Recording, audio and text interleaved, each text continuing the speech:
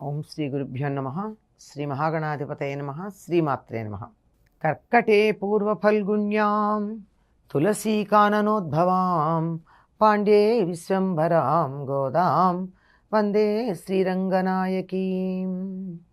నీళాతుంగస్తనగిరితటీ సుప్తముద్బోధ్య కృష్ణం పారార్జ్యం స్వం శృతిశతశిరసిద్ధమధ్యాపయంతి స్వోచ్ఛిష్టాయాం సృజినిగళితం యా బలాత్కృత్య భుంక్తే గోదా తస్యై నమైదమిదం భూయ ఏవాస్తు భూయః.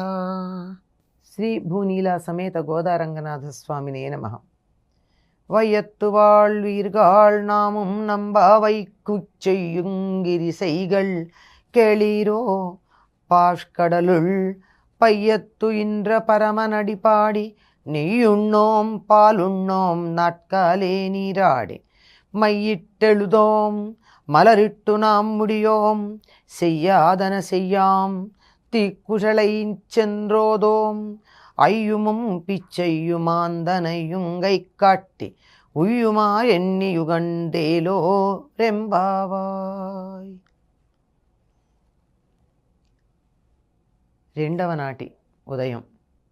ఉదయం అంటే మనకైన ఉదయం కాదు, సూర్యోదయానికన్నా చాలా ముందు. ఎంత ముందు అంటే స్నానం చేసి చెరువుకు వెళ్ళి కొలనుకెళ్ళి కొలనులో స్నానం చేసి అక్కడ ఉన్నటువంటి కలువలను కోసి మాలలు కట్టి స్వామికి అర్పించటానికి వెళ్ళే సమయానికి సూర్యోదయం కాకూడదు, అంత ముందు. అప్పుడు లేచింది గోదాదేవి. లేచి మొదటి రోజున చెలులందరినీ నిద్రలేపి తనతో పాటుగా స్వామి సేవకు తీసుకుని వెళ్ళింది. రెండవ నాడు వ్రత నియమాలు చెప్తోంది. ఏమంటుంది అంటే, ఆనందాన్ని అనుభవిస్తున్న వాళ్ళు మీరందరూను అంది. ఎందుకు ఆనందాన్ని అనుభవిస్తున్నారు అంటే, కృష్ణుడు అవతరించిన కాలంలో పుట్టి దుఃఖమయమైన ఈ ప్రపంచంలో కూడా ఆనందాన్ని అనుభవిస్తున్నారు వీళ్ళు. వీళ్ళందరూ ఆనందాన్ని అనుభవించడానికి కలిగిన కారణం ఏమిటంటే, కృష్ణుడు పుట్టిన కాలంలో అంటే గోదాదేవి పుట్టినప్పుడు కృష్ణుడు పుట్టాడండి? కాదు కదా. తాను కృష్ణుడికి సమకాలికంగా ఉన్నటువంటి గోపికల యొక్క భావనతో తాదాత్మ్యం చెందింది. తాను గొల్లపల్లెలో ఉంది, కృష్ణుడికి సమకాలికులైనటువంటి వాళ్ళతో కలిసి ఉంది, తన భావన అక్కడ ఉంది. కనుక తనతో ఉన్న చెలులందరూ ఆ నందగోకులంలో ఉన్నటువంటి వారుగానే భావన చేసింది. గనక మీరందరూ అదృష్టవంతుల ఆనందాన్ని అనుభవిస్తున్నారు, అటు మీ అందరూ కూడా రండి. మనం చెయ్యబోయేటటువంటి ఈ వ్రతం యొక్క నియమాలు చెప్తున్నాను. ఇది లోకంలో అందరికీ చెప్తోంది ఈ వ్రత నియమాలు. ఇందులో కొన్ని అందరూ ఏ వ్రతం చేసినా ఆచరించవలసినవి, కొన్ని ప్రత్యేకంగా వీళ్ళు మాత్రమే ఆచరిద్దామని అనుకున్నవి. అందులో ఏమిటి అంటే, ఆ వ్రత నియమాలు చేసే పనులు చెప్తోంది. ఒకటేమిటి, పాల సముద్రంలో ధ్వని కాకుండా మెల్లగా పడుకున్నటువంటి ఆ పరమపురుషుని పాదాలకి మంగళం పాడతాం. పాల్కడలు, పాల సముద్రం. ఎందుకో అనేక మార్లు గోదాదేవి ఆ పాల సముద్రంలో ఉన్నటువంటి నారాయణుణ్ణే ఆరాధిస్తున్నట్టుగా మనకి సందర్భాలు కనపడతాయి. ఆ పాలకడలిపై పవలించిన స్వామి యొక్క మూర్తి మిగిలినటువంటి మూర్తుల కన్నా కొంచెం అధికంగా ఇష్టం అనిపిస్తుంది. అక్కడ ఉన్నటువంటి ఆయన పాద పద్మాలకి మేము మంగళం పాడతాం. ఎలా పాడతాం? ధ్వని చెయ్యకుండా.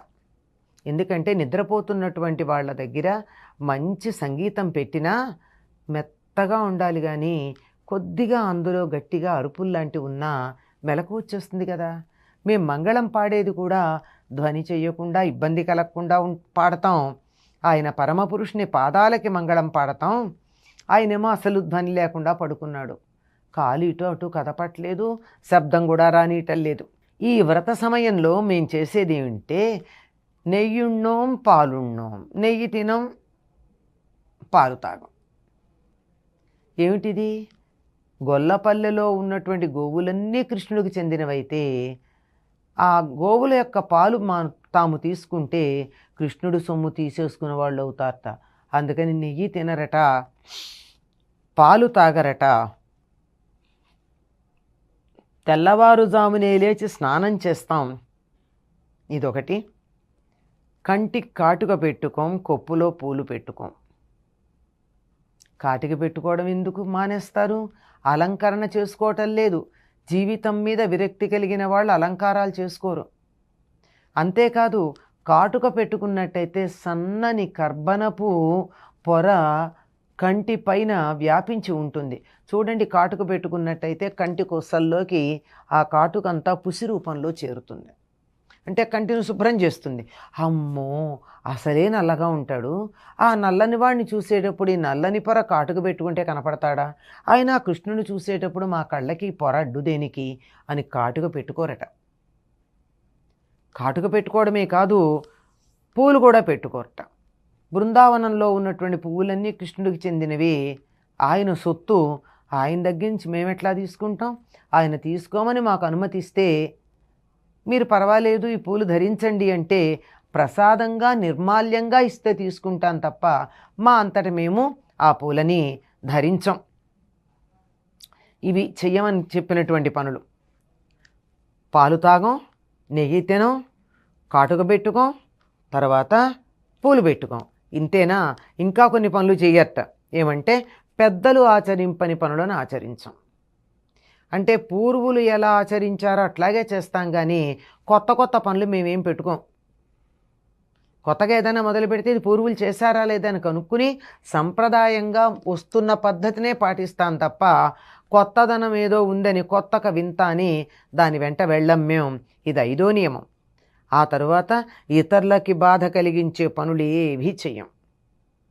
అంతేకాదు, బాధ కలిగించే మాటలు కూడా మాట్లాడం. పెద్దలు ఆచరింపని పనులు మేం చెయ్యం. వాళ్ళు చేసినవి చేస్తాం, ఇంతవరకు సరిపోయిందనుకుంటారు, కానీ వాళ్ళు చేసినవి చేస్తాంతో పాటు వాళ్ళు చెయ్యనివి మేం చెయ్యం.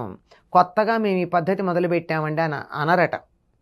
సంప్రదాయం తెలిసిన వాళ్ళు ఎప్పుడూ కూడా కొత్తదనంలో తమకున్న పాత దాంట్లో కొద్దిగా మార్పేమైనా చేస్తారేమో తప్ప పూర్తిగా కొత్తదాన్ని ఏమీ మొదలుపెట్టరు. అందుకే బుద్ధుడు తథాగతుడు అన్నాడు. ఆ రాముడు కూడా నడిచి వెళ్ళేటప్పుడు ఇది ఋషులు ఆయనకి ఇది ఋషులు వెళ్ళిన మార్గం అని చెప్పిన వాటినే వెళ్ళాడు. అంటే పెద్దలు వెళ్ళిన దారిలో పెడతాం, బాగానే ఉంది. వాళ్ళు వెళ్ళని దారిలో వెళ్ళాం, వాళ్ళు చెయ్యని పనులు మేము చెయ్యం. వాళ్ళు ఏం చేయలేదో అవేమీ మేము చెయ్యం. ఇతరులకి బాధ కలిగించే మాటలు, అసత్యవాక్యాలు పలకం. మాట అయినా చాలు బాధ కలుగుతుంది. సరే, పనులు ఎలాగో ఉండవు, అబద్ధం కూడా ఆడం ఎక్కడా కూడా. ఇది ఈ 8 మేము చెయ్యము అని చెప్పారు నియమంగా. చేస్తామని చెప్పినవి ఉన్నాయి. తెల్లవారుజామునే స్నానం చేస్తామని చెప్పారు. జ్ఞానాధికులను అధికమైన ధనధాన్యాలతో సత్కరిస్తాము. ఈ ధనుర్మాసంలో తమకన్నా ఎందులో గొప్పవాళ్ళైనా వాళ్ళకి సత్కారం చేస్తూ ఉంటాము. సన్యాసులకు, బ్రహ్మచారులకు, భిక్షకులకు వలసినంత ఇస్తూ ఉంటాం. మేము ఉజ్జీవింపజేసే విధానాన్నే పర్యాలోచన చేస్తాం. శ్రీ వైష్ణవ సంప్రదాయంలో ఉజ్జీవనము అనేటటువంటిది ఒకటి. మా జీవిత విధానంలో తాము ఉన్న స్థితి నుంచి ఉన్నత స్థితికి ఎదగడానికి కావలసినటువంటి ఒకానొక ప్రణాళికని ఉజ్జీవము అంటారంటే నిత్య జీవితంలో మనం చేసే పనులు, మన ఆలోచన విధానం, ఇట్లాంటివన్నీ. ఈ ఉజ్జీవనం అనేటటువంటి దానికి మేము ఆలోచన చేస్తూ ఉంటాం. ఎందుకు చెప్తున్నానో తెలుసా?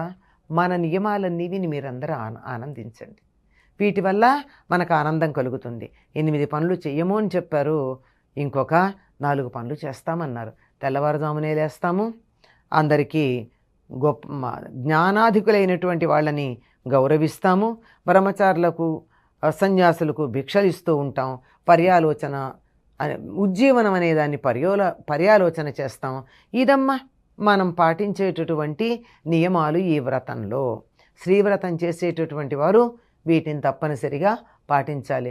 కూడని 8 వర్జించాలి, కావలసిన 4 ఆచరించాలి. గోదాదేవి చెప్తూ ఉంది. ఇందులో పాలు, పెరుగు తినమని, కళ్ళకి కాటికి పెట్టుకోమని, తల్లో పూలు పెట్టుకోమని చెప్పినటువంటివి ప్రత్యేకంగా ఈ వ్రతానికి సంబంధించినవైతే గోదాదేవి చేసింది.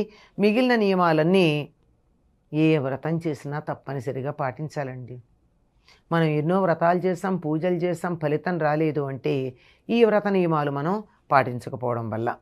వ్రతం చేస్తూ అబద్ధమాడినా, ఇతరులను బాధించినా, కొట్టినా, తిట్టినా ఆ వ్రతం ఫలించదు. కనుక వ్రత నియమాలు పాటిస్తూ వ్రతాన్ని మేము సత్ఫలితాలు ఇచ్చేదాన్నిగా చేసుకుంటాము అని చెప్పి చెల్లులందరితోనూ గోదాదేవి తన వ్రత నియమాల గురించి చక్కగా చెప్తూ ఉన్నది. ఆ నియమాలు కొన్ని మనం అనుసరించే ఉన్నాయి, వాటిని అనుసరించగలిగితే చాలా బాగుంటుంది. స్వచ్ఛిష్టమాలికా బంధగంధబంధురజిష్ణవే విష్ణుచిత్తతనూజాయై గోదాయై నిత్యమంగళం. స్వస్తి.